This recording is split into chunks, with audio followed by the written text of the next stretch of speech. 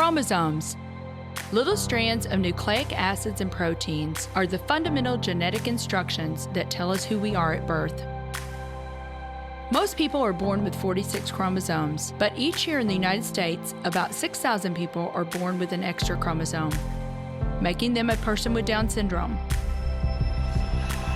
If you've ever encountered someone with Down syndrome, you know that they are some of the kindest, most joyful people you will ever meet.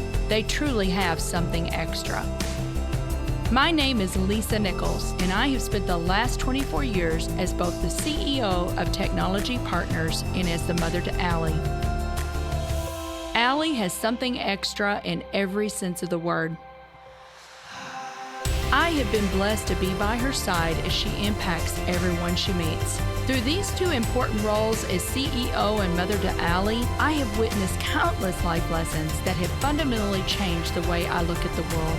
While you may not have an extra chromosome, every leader has something extra that defines who you are. Join me as I explore the something extra in leaders from all walks of life and discover how that difference in each of them has made a difference in their companies, their families, their communities, and in themselves.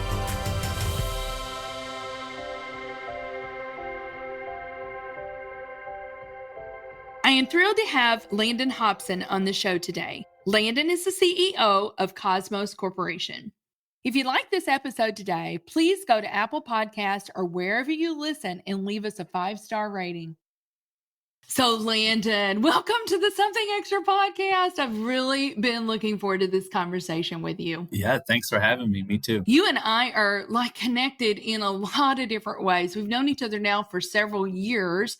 I met one of your uncle-in-laws, I guess, first, Derek Kosobaum. I was speaking at an event several years ago, and you guys were receiving an award. Yeah. And I just really loved hearing about Cosmos and Tropiclean, and reached out to Derek afterwards and said, hey, can we have a cup of coffee? And as they say, the rest is history. But you and I are connected. You are now part of an organization that I love, CEO Forum. Greg and I have been involved in that for many years. So we've got several connection points. Now, I know you did not grow up in St. Louis. You grew up in North Carolina. Can you tell us just a little bit about your growing up years? Yeah. So I grew up in kind of suburban, rural North Carolina, right outside of Winston-Salem, North Carolina. Kind of humble beginnings. Both of my parents were teachers. So my dad, high school teacher, my mom, elementary school teacher, which they did for, over 35 years each. And I had a perfect older sister. So you can imagine how this is going. A perfect older sister. Oh, yeah. I was I won't say rebellious one, but she wasn't the one who messed up most of the time. We'll put it that way.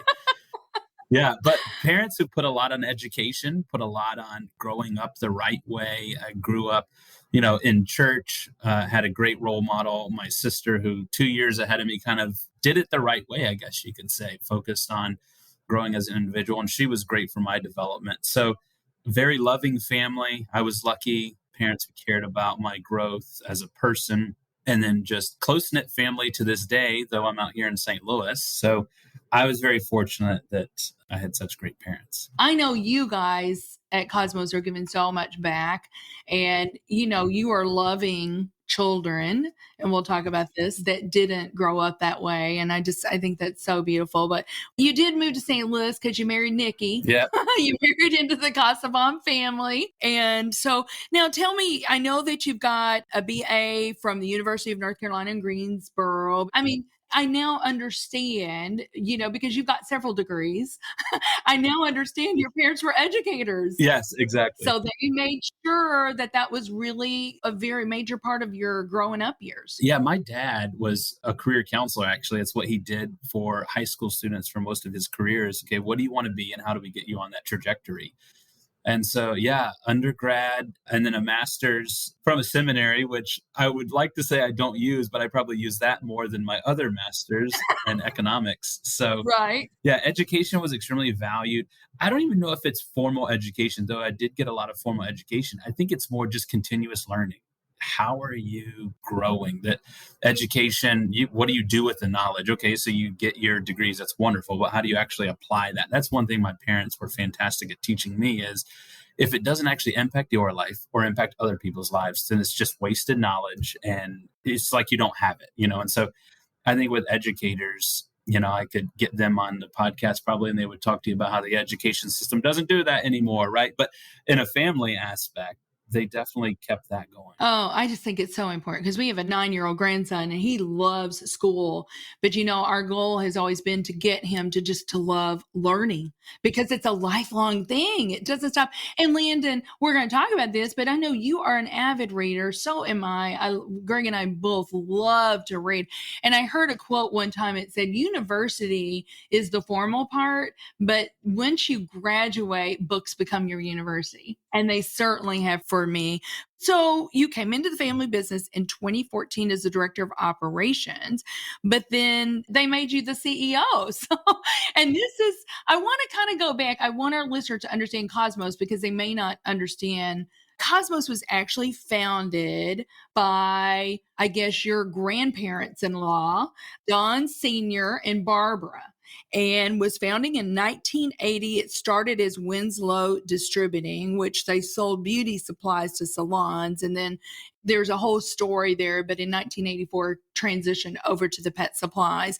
But because I was reading about Don Sr. and just like the whole idea of starting this business and kind of being an entrepreneur, because he did something different. I can't remember what he was. Was he a baker? He was a barber. Right, exactly. But then he started Cosmos in about the mid 70s. I think they were both about 35, where they kind of had a major spiritual awakening, I guess. Basically, God came into their life. And I was thinking about that and everything changed for them because I remember reading a quote by Don Sr., something about if we can build a business that makes more money, we can give more away. We can give more away.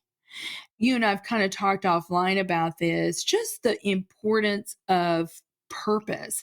And so their purpose kind of changed when this event happened in their life. So tell me your thoughts around purpose, because that's one of the things that we hear with this great resignation. People don't see meaning. They don't see purpose in their work anymore. No, I would 100% agree with that. I mean, we say it's the reason we exist, right? So what's our motivation to show up? What's our mission statement? That is our purpose. And so we'd say that, our purpose at Cosmos is enrich the lives of people and pets, support and invest in our employees, and provide for the poor around the globe, all to the glory of God. And so, one thing that we often tell people who are interviewing or want to know about our company or who work here is we're going to be super honest with you, who we are. This is who we are. We're not hiding anything. We love people. We love pets. We're going to create great products. But in reality, back to your point, why does the actual business exist? It's to invest in the employees. So it's for the employees. It's for the poor around the globe. And then we're going to do that in a way that is glorifying to God. I mean, it's super upfront. But to your point, nobody who walks through the doors, and if they do, then it's on me, but nobody who walks through the doors doesn't understand why Cosmos was existed and why we show up every day. And so I know that that's one of the reasons why we've succeeded for so long, is that we're extremely clear about that purpose. And I'll give you an example, even during COVID, there is division amongst the world. There's division amongst employees. There's all kinds of things going on. And we were able to confidently stand up in front of the employees and say, look, we exist to get products to our customers and to continue being stewards of what we've been given, our employees, the poor around the globe. That's our ultimate mission. If that's not your mission, if you want to show up and talk about other stuff, that's fine. But this is our mission. And if you want to go forward with us, then we're going to go forward together. And it was the purpose that kind of got us through a very trying time. And then it gets you through the high points as well, because then you realize, wait, we accomplished something. And now watch it give back and watch the outflows of that. And so it really does all revolve around purpose. We say that we're a purpose-driven organization that's at the forefront. We talk about that a lot, so much that I think some people hear, like, can we hear more about the products? And it's like, yeah, the products are great. This is why we exist. Let's don't forget that. Yeah. James Barnett, I don't know if you know James, Lena, but James is the CEO for Dayspring. Yeah. They just celebrated their 50th. And I love what James said. He said, our mission and our purpose has not changed. The methods have changed. Because the world has changed, right? But the mission and the purpose of Dayspring has not changed. And I look at that with you guys. Maybe your products have changed. Maybe you've gone into different lines. And I know you have, because I think you're doing some things with humans now. But yeah, I thought that was really good. So for our listeners that don't know Cosmos, give us the overview of Cosmos and what you guys do. And then I've got a lot of other questions for you, Landon. So Cosmos is basically a company who makes wellness product for pets and people. So we have some brands in the pet care space: Tropiclean, Natural Promise, and Urinoff. And they live in different segments of the pet care space, distributed into 70 countries worldwide. And then now we have a personal care line called Textured Theory that we're launching. So we do everything from new product development, manufacturing, marketing, and sales. So we're pretty vertically integrated. I mean, the wall behind me actually is making it and putting it in a bottle or a tube and then sending it into all those countries. So 70 countries.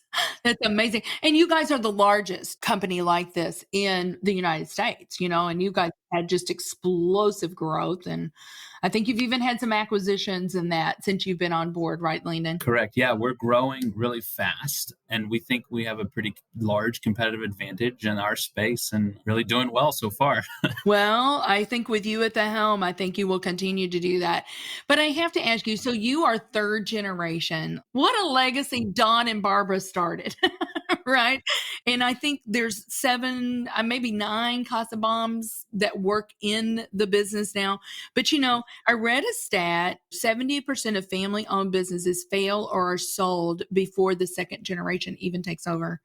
And then get this, Landon, only 10% of family business will make it to the third generation. Only 4% transition out of the third generation, which is incredible. And so we've been lucky. Some of the times we've had great people who have worked here. I think all of the Casabom family would say that, hey, yeah, the Casaboms are the ones who own the company and have run it. But there's so many other families who have contributed to that still work here. And so, a true actual family business run by families, but families actually being a part of it, other families being a part of it. And I think what's unique, we believe that we're stewards of what's been given to us. So it's not necessarily about Landon or even the Casabombs, I guess you could say, right? We're stewarding this business. And right now we believe that we're supposed to continue the purpose and the mission of the company, like we've talked about. And we've got to be wise about how we move forward. We shouldn't overextend ourselves. We shouldn't underextend ourselves. There's a lot of things that go on, but the company kind of has a life of its own. And it's our job to just kind of steward that in the proper direction. And it's worked out really well. Yeah, there's that saying, short sleeves to short sleeves in 3 generations. And so we're very aware of that, I think, at Cosmos. And so just keeping that on our minds, that this is where family businesses fail and we've got to be different. And you've got to be diligent and you've got to keep your eye on it.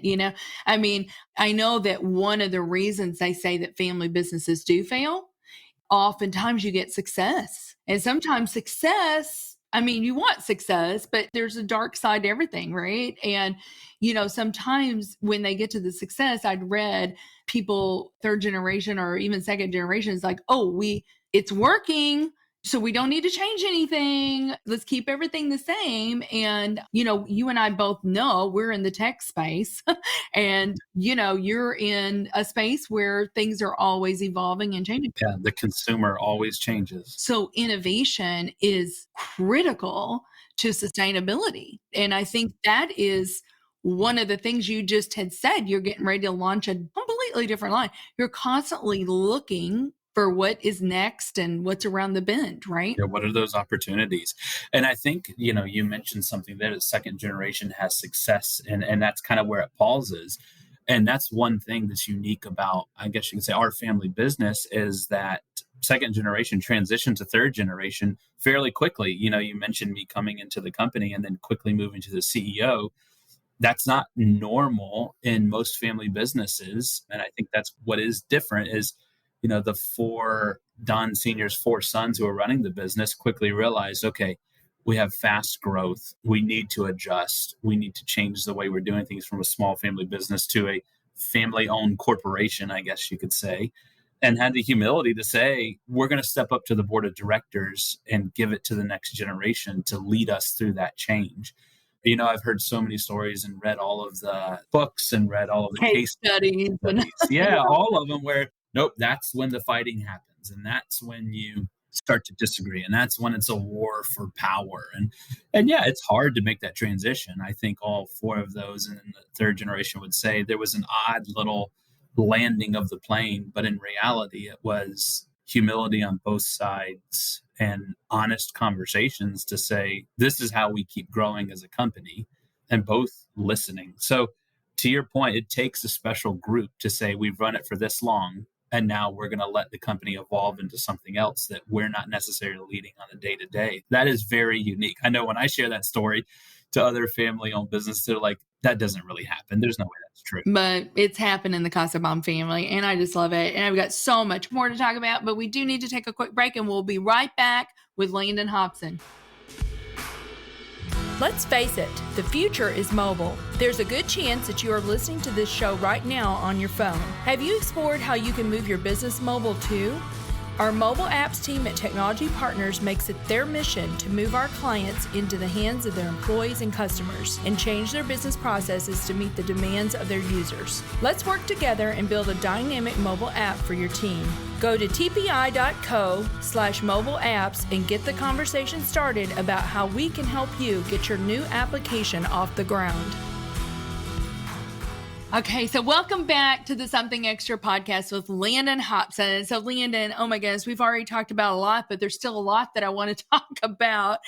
We kind of left that little cliffhanger, if you will, about business alignment. And I know that you talk a lot about this. And, what other thoughts do you have around business alignment and how important that is? An economist, my training, it's all about allocation of resources. And so how do we allocate the resources to where we're all working together? And so we talk a lot about business alignment here at Cosmos from a sense of our competitive advantage is that we can see the consumer faster than anyone else because we're aligned on what that looks like. We align on the vision for our product or that project, and then we all move towards it together, spending our resources towards the same vision. And so that competitive advantage then really comes down to, can you execute? And our culture takes care of that, right? So if we're aligned on what the vision is towards where we want to go, we're aligned on what the outcomes are, and then we're aligned on putting our resources across departments behind that, as opposed to kind of the opposite is silos, right? This department is focusing on one thing, this department's on another.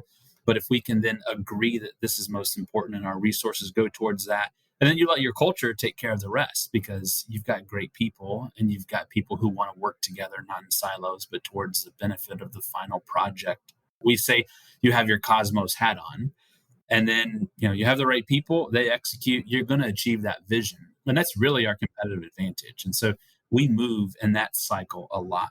Pick the project, get aligned, align on resources, align on the vision, and then send our amazing people after it. And it works time and time again. But it really does start with business alignment. What is it we're going after? So you'll hear we say, when you're in the building or when you're in a project, the biggest thing to create is trust, alignment, and collaboration. How are you building trust with the people around you? How are you building alignment and making sure you're all aligned?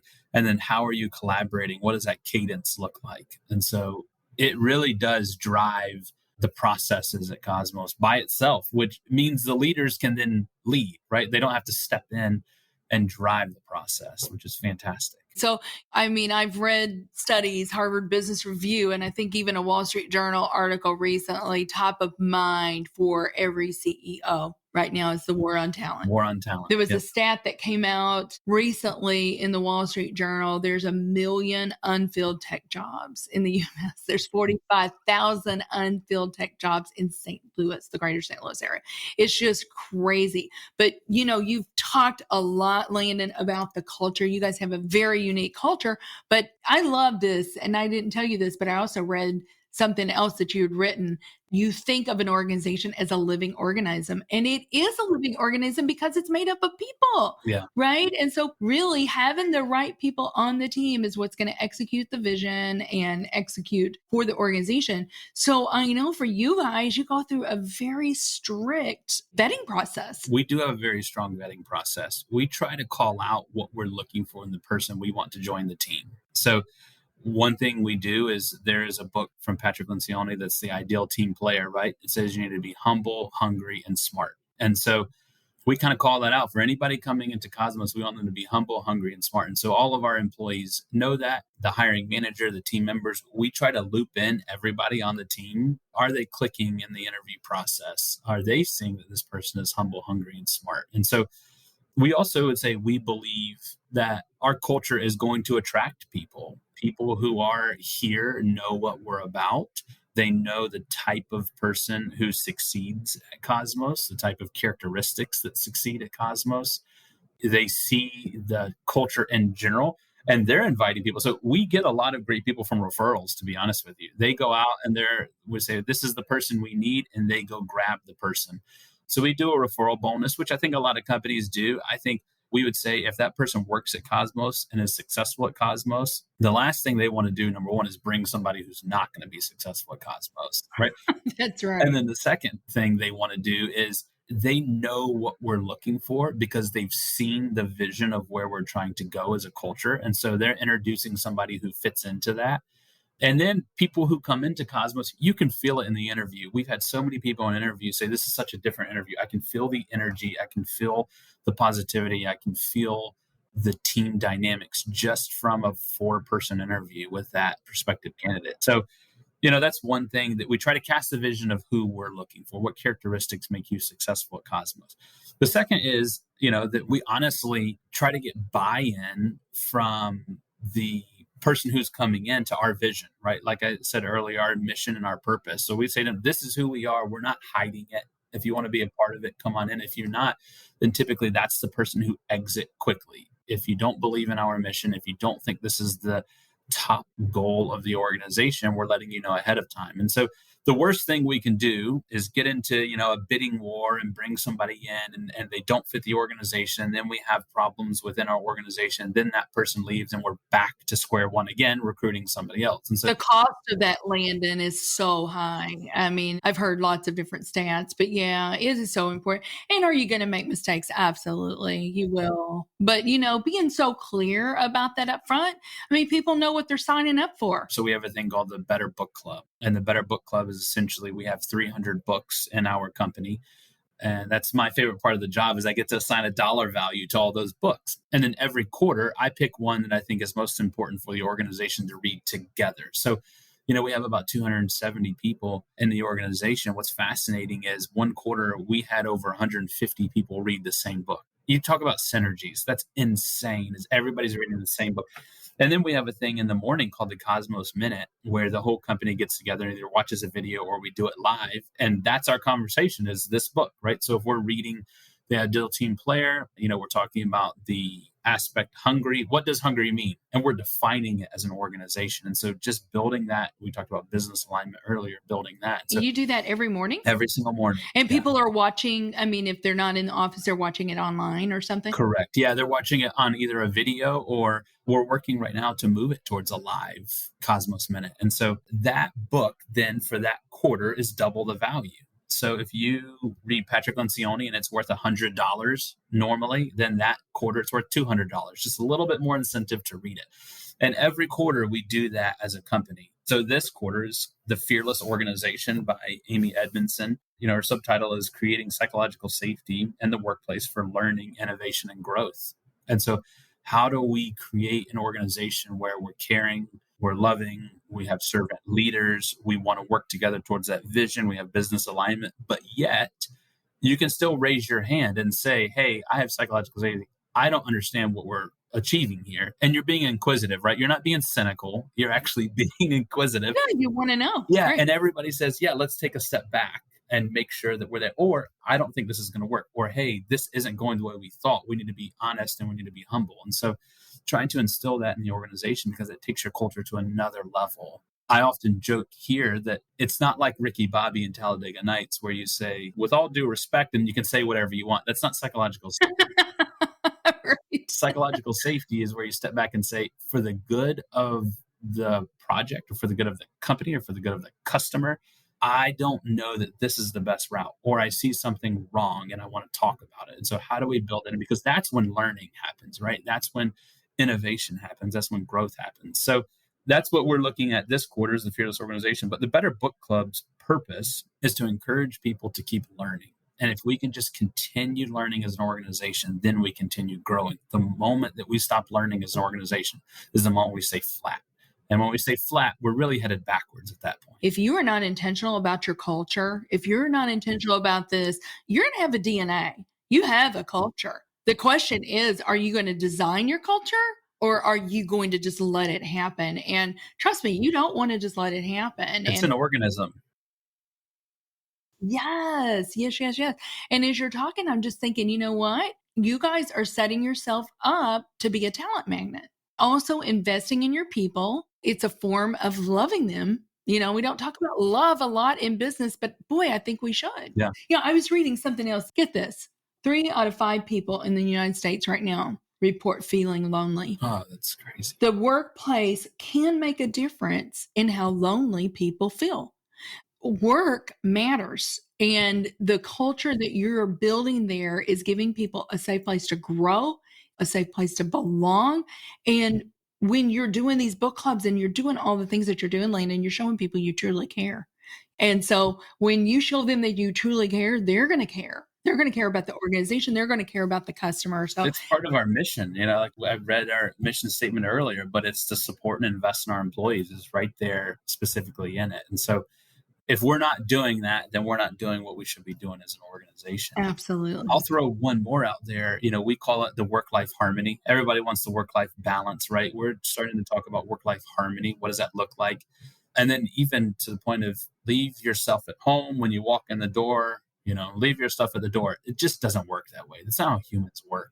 We're trying to embrace that at Cosmos in the sense of bring your whole self to work. Some days you're going to be off and it is what it is, and so we've got to find a way that as a team, we work through that together. We actually just started a whole new department at Cosmos, which I don't think we've talked about, but it's the Department of Professional and Personal Development. How are we investing in our people? So what's the goal you want to get to? What are some obstacles in your way? And it can be a personal goal. It can be a professional goal. And more than likely, those two are intertwined more than we want to admit.